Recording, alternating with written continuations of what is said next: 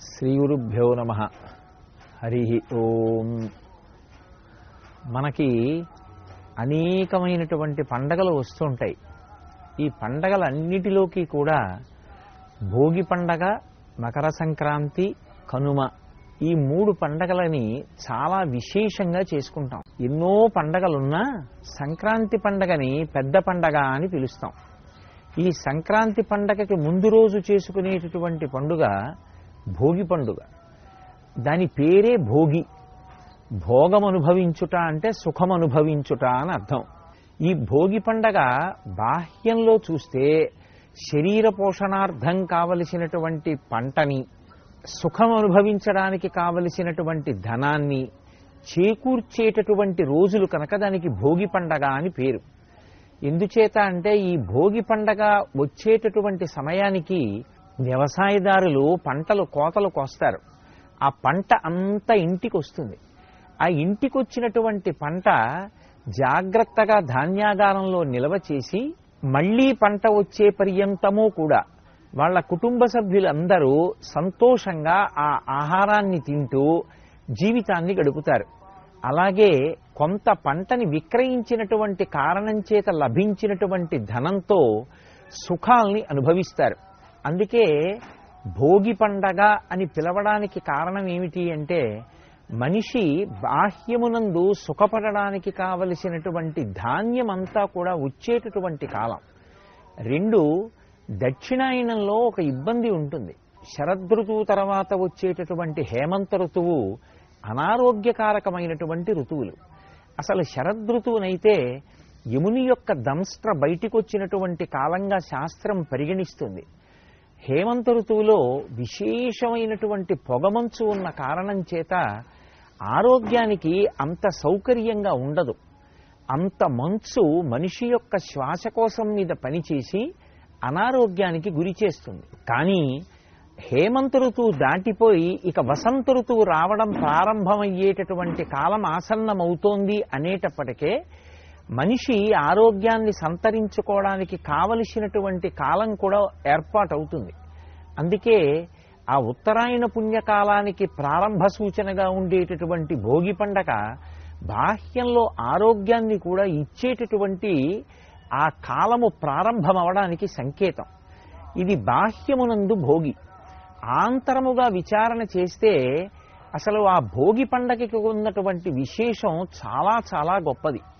దక్షిణాయన పుణ్యకాలం యొక్క చిట్ట చివరి రోజు ఏది ఉంటుందో, మకర సంక్రాంతికి ముందు ఉండేటటువంటి రోజు ఏది ఉంటుందో అదే భోగి పండగ. అంటే ఈ తిథి నాడు భోగి పండగ రావాలి అనేటటువంటి నిర్ణయం ఉండదు. దక్షిణాయనం యొక్క చిట్ట చివరి రోజే భోగి పండగ వస్తుంది. మనకి శాస్త్ర ప్రకారంగా దక్షిణాయనం అంతా కూడా ఉపాసనా కాలం. అందుకే సూర్యుడు కర్కాటక రాశిలో ప్రవేశించినది మొదలు మళ్లీ మకర రాశిలోకి ప్రవేశించే పర్యంతం మధ్యలో ఉండేటటువంటి కాలం అంతా కూడా చాలా గొప్ప గొప్ప నైమిత్తిక తిథులతో కూడుకున్నదై ఉంటుంది. విఘ్నేశ్వర చతుర్థి, అలాగే శరత్కాలంలో వచ్చేటటువంటి అమ్మవారి ఉపాసన, శ్రావణ మాసంలో వచ్చేటటువంటి మంగళగౌరీ వ్రతాలు, శ్రావణ మాసంలో చేసేటటువంటి వరలక్ష్మీ వ్రతం, అలాగే కార్తీక మాసంలో చేసేటటువంటి విశేషమైనటువంటి వ్రతాలు, సాలగ్రామ దానాలు, దీపదానాలు, ఇవన్నీ దేని కొరకు ఉద్దేశింపబడ్డాయి అంటే మనిషి పుణ్యకర్మాచరణం చేసి ఆయా నైమిత్తిక తిథులలో కాలమునందు ఏ కార్యక్రమాన్ని నిర్వర్తించాలో ఆ కార్యక్రమాన్ని నిర్వర్తించినటువంటి కారణం చేత విశేషమైనటువంటి పుణ్యాన్ని సంతరించుకుంటాడు. ఆ పుణ్యం దేని కొరకు ఉపయోగపడాలి అంటే మళ్లీ ఏదో ఉత్తర జన్మలలో ఆ పుణ్యాన్ని అడ్డుపెట్టి సుఖాన్ని పొందాలి అనేటటువంటి కోరిక కన్నా కూడా ఆ పుణ్యం చిత్తశుద్ధిని ఏర్పాటు చెయ్యడానికి పనికి రావాలి అని కోరుకున్నవాడెవరుంటాడో అటువంటి వాడికి ఈశ్వరుని యొక్క కృపాకటాక్ష వీక్షణం చేత ఆ నైమిత్తిక తిథుల యందు చేసినటువంటి కర్మాచరణము వలన కలిగినటువంటి ఫలం చిత్తశుద్ధిని కల్పించడానికి సాధనంగా మారుతుంది. ఎప్పుడైతే చిత్తశుద్ధి కలిగిందో పాత్రత కలుగుతుంది. పాత్రత కలిగితే ఈశ్వరుడు జ్ఞానాన్ని కటాక్షిస్తాడు. ఆ జ్ఞానమే ఇక మళ్లీ పుట్టవలసిన అవసరం లేని పునరావృత్తి రహిత శాశ్వత శివ సాయుధ్య స్థితిగా చెప్పబడేటటువంటి కైవల్యము లేదా మోక్షమునకు కారణమవుతుంది. విహిత కర్మాచరణం చెయ్యడానికి కావలసినటువంటి నైమిత్తిక తిథులన్నీ కూడా విశేషమైనటువంటి సమాహార స్వరూపంతో ఉండేది దక్షిణాయన పుణ్యకాలంలో. అందుకే దక్షిణాయనంలో చేసినటువంటి ఉపాసన యొక్క సిద్ధి ఎప్పుడు జరుగుతుంది అంటే ఉత్తరాయణంలో జరుగుతుంది. అందుకే ఉత్తరాయణ పుణ్యకాలం ప్రారంభమైంది అంటే స్వర్గద్వారాలు తెరిచారు అంటారు. అంటే దక్షిణాయన పుణ్యకాలంలో చేసినటువంటి ఉపాసన యొక్క ఫలితంగా మనుష్యుడు ఉత్తమమైనటువంటి లోకాలని చేరుకోవడానికి కావలసినటువంటి అర్హతని పొందుతాడు. అందుచేత మనిషి ఆంతరముగా భోగం అనుభవించడానికి కావలసినటువంటి స్థితిని పొందాడు. విడుదలయే మోక్షమం. అటువంటి మోక్షాన్ని పొందడమే జీవితంలో నిజమైనటువంటి భోగి. అటు ఆధ్యాత్మికంగా భగవంతుని యొక్క అనుగ్రహాన్ని సంపాదించుకోవడానికి కావలసినటువంటి కాలము అయి ఉండడం ఒకెత్తు, లౌకికమైనటువంటి కోర్కెలకి మేం దూరంగా ఉండి ఆంతరమునందు భగవంతుడికి దగ్గరగా ఈశ్వరకామం పెంచుకుంటామని చెప్పడానికి సూచనగా భోగిమంట అని వేస్తారు. ప్రతి వీధిలో భోగిమంట వేసి అందులో కట్టెలు, ఆవు పేడతో చేసినటువంటి పిడకలు వేస్తూ ఉంటారు. అంటే దాని అర్థం మేము లౌకిక కామాన్ని కాల్చేసుకుని ఈశ్వర కామాన్ని పెంపొందించుకునే ప్రయత్నం చేస్తామని. బాహ్యంలో పరమేశ్వరుడిచ్చినటువంటి సంపత్తిని పరమేశ్వర ప్రసాదంగా అనుభవిస్తాం. ఆ భోగి ఎప్పుడు వస్తుంది? లౌకికమైనటువంటి కామమంతా కాలిపోయి ఈశ్వర కామం ఒక్కటే మిగిలిపోతే ఆ ఈశ్వర కామమే నిరతిశయ భక్తిగా మారితే, ఆ భక్తి వలన చేసిన కర్మాచరణము చేత చిత్తశుద్ధి చేత పాత్రత కలిగితే, పాత్రత వలన జ్ఞానము కలిగితే, జ్ఞానము వలన భోగి. భోగి అంటే ఈశ్వరునితో భోగించుట అనగా మోక్ష సిద్ధి కలుగుతుంది.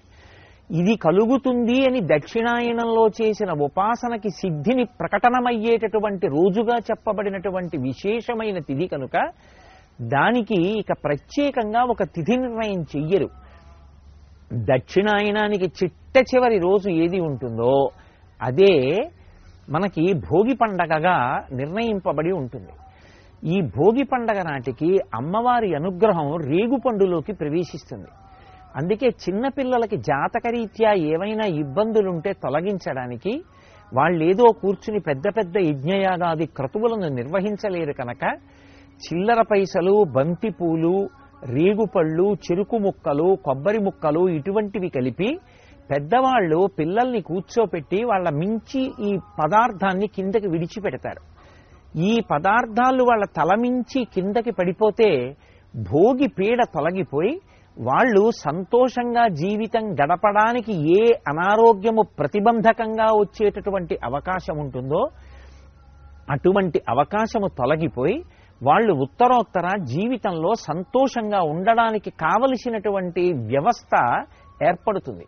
అందుకే భోగిపీడ తొలగించుకునేటటువంటి అద్భుతమైనటువంటి రోజు భోగి పండుగ. మకర సంక్రాంతి, దీన్నే మనం పెద్ద పండగ అని పిలుస్తూ ఉంటాం.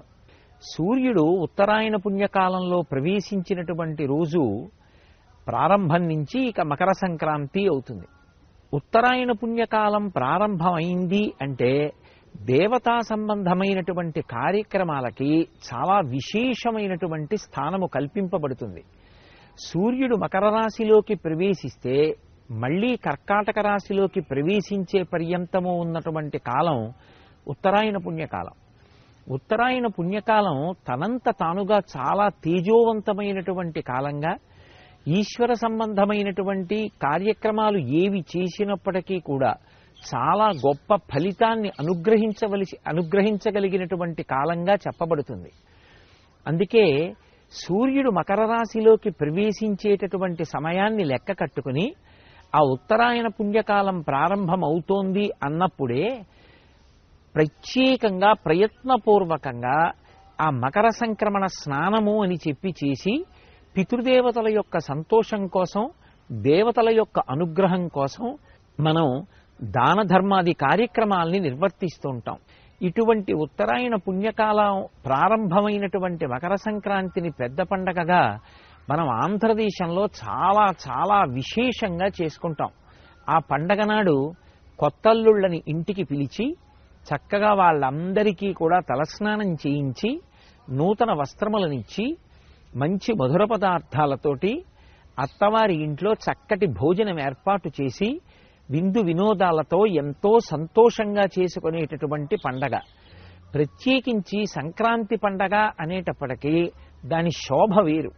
ప్రతి ఇంటి ముందు కూడా పెద్ద పెద్ద రంగవల్లులు తీర్చి గొబ్బిళ్లు పెట్టి ఆవు పేడతో చిన్న చిన్న ముద్దలు చేసి ఆ గొబ్బిళ్లకి బంతి పువ్వు అలంకారం చేసి కన్నెపిల్లలందరూ కూడా ఆ గొబ్బిళ్ల చుట్టూ తిరుగుతూ పాటలు పాడుతూ ఆ ఆవు పేడలోకి ఆవాహన చేయబడినటువంటి అమ్మవారి యొక్క అనుగ్రహ విశేషం చేత వారికి ఉత్తముడైనటువంటి భర్త లభించాలని, వాళ్ళ జీవితం సుఖ సంతోషాలతో గడవాలని అమ్మవారిని ప్రార్థన చేస్తూ కొత్త బట్టలు కట్టుకుని ప్రాతకాలంలోనే ఆ గొబ్బిళ్ల పూజ చేసి వాళ్ళందరూ గొబ్బిళ్ల మీద పాట పాడుతూ చుట్టూ తిరుగుతూ కేరింతలు కొడుతూ నైవేద్యాలు పెడుతూ ఆ ప్రసాదాలు పంచుకుంటూ తింటూ ఒక కొత్త శోభని ఆవిష్కరించేటటువంటి కాలం.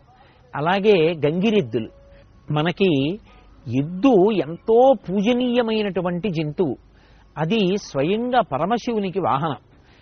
దానిని ఆ విషయంతో అనుసంధానం చేసినప్పుడు భగవంతుడి వాహనంగా అనుగ్రహించగలగడం ఒక ఎత్తైతే, వేదం ఎద్దు గురించి ఒక మాట చెప్తుంది. ఎద్దు యొక్క డెక్కలలోంచి అమృత బిందువులు పడతాయిట. వ్యవసాయం ప్రారంభం చేసే ముందు ఎద్దుని తీసుకొచ్చి దాని మెడ మీద నాగలి ఉంచి ఆ భూమిని దున్నినప్పుడు దాని యొక్క డెక్కలలోంచి పడినటువంటి అమృత బిందువుల చేత పవిత్రమైనటువంటి భూమిలోంచి వచ్చినటువంటి పంట ఏది ఉంటుందో ఆ పంట తేజోకారకం అవుతుంది.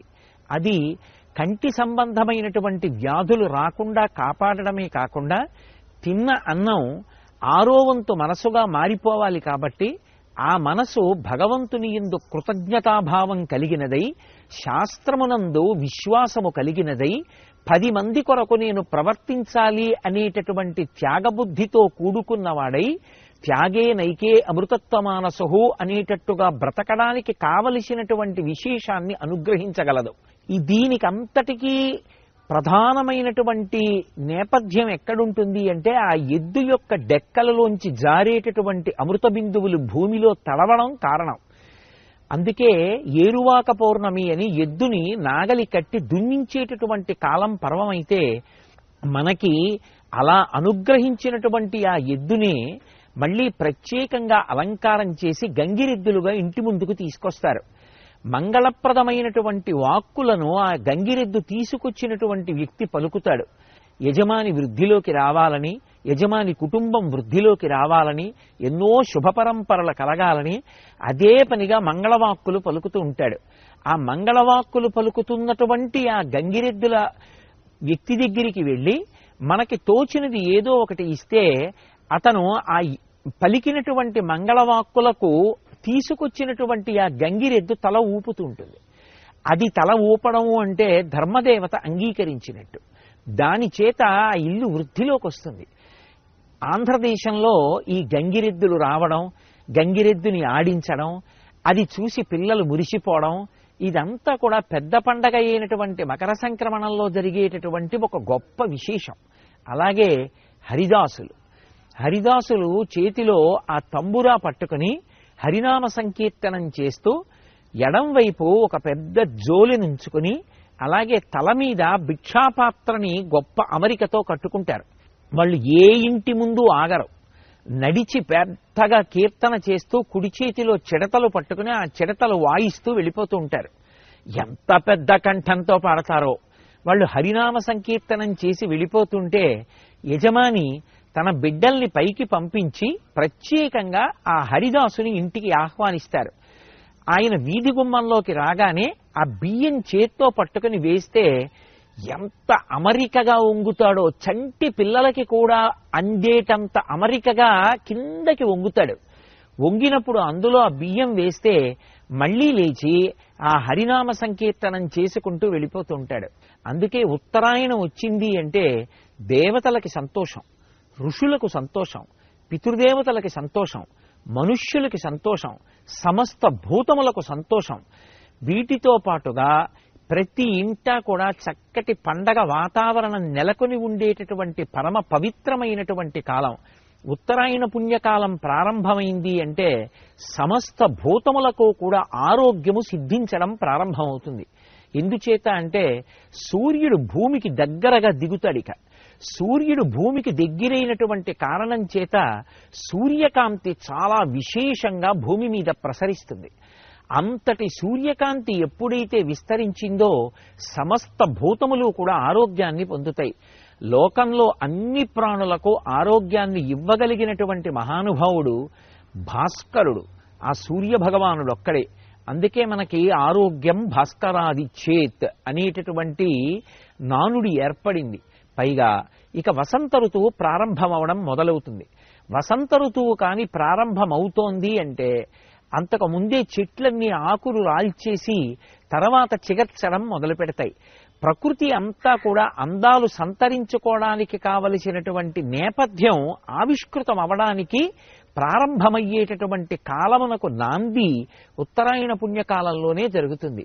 ఇన్ని రకాలుగా మనిషికి సమస్త భూతములకు కూడా కావలసినటువంటి విశేషమైనటువంటి ఆరోగ్యాన్ని ఇవ్వగలిగినటువంటి సూర్య తేజస్సు యొక్క ప్రసరణకు యోగ్యమైనటువంటి కాలము ఉత్తరాయణ పుణ్యకాలంలోనే జరుగుతుంది. ఆ ఉత్తరాయణ పుణ్యకాలం ప్రవేశించినటువంటి రోజు మకర సంక్రమణం, సూర్యుడు మకర రాశిలోకి ప్రవేశించినటువంటి పుణ్యకాలం. అటువంటి ఉత్తరాయణ పుణ్యకాల ప్రారంభ దినమై మకర సంక్రాంతి అయి అందరికీ కూడా అన్ని రకాలుగాను అనుగ్రహ ప్రసరణం చేసేటటువంటి ఈశ్వరుని యొక్క అనుగ్రహం విస్తృతంగా ప్రసరించేటటువంటి అనేటటువంటిది భారతీయ సంస్కృతిలో అంతర్భాగమైనటువంటి విశేషం.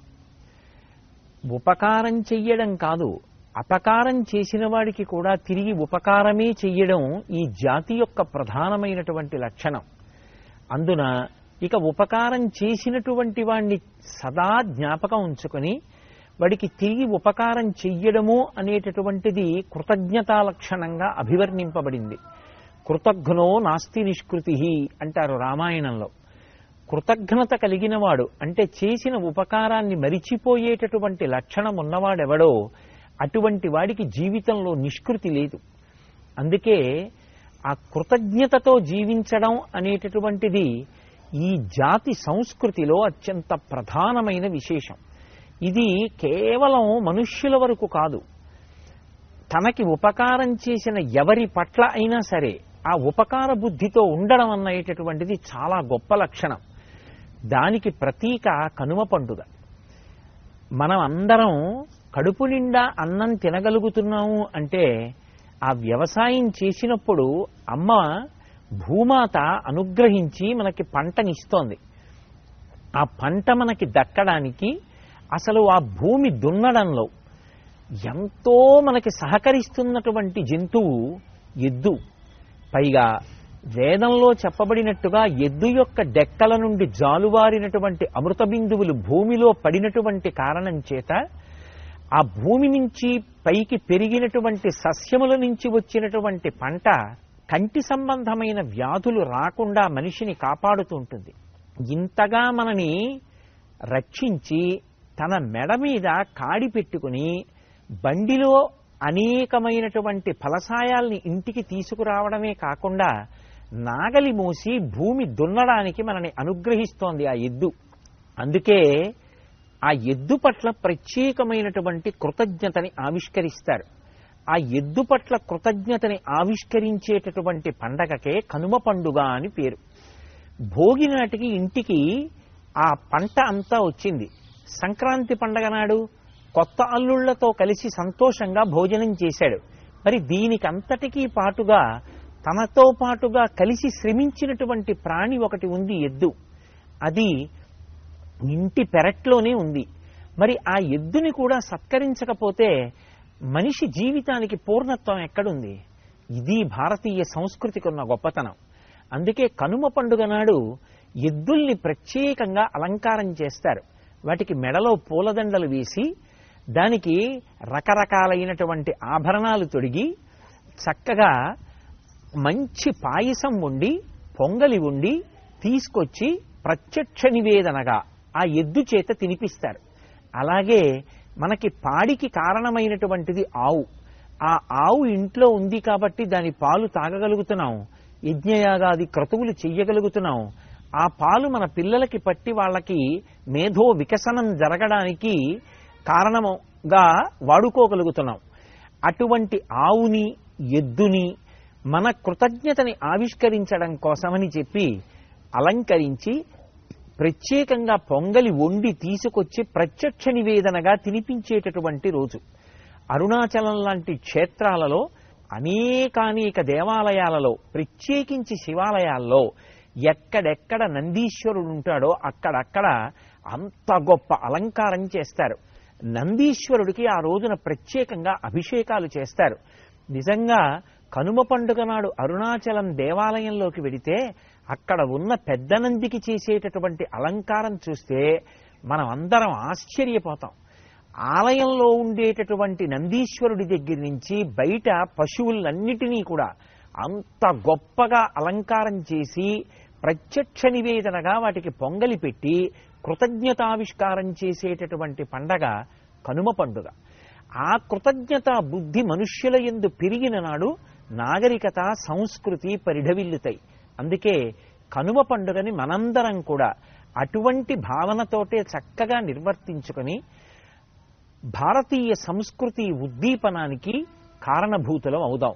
అలా బుద్ధి ప్రచోదనం చేసి అనుగ్రహించవలసినదిగా శ్రీవేంకటేశ్వరుడి పాదములు పట్టి ప్రార్థన చేస్తూ ఓం నమో వెంకటేశాయ.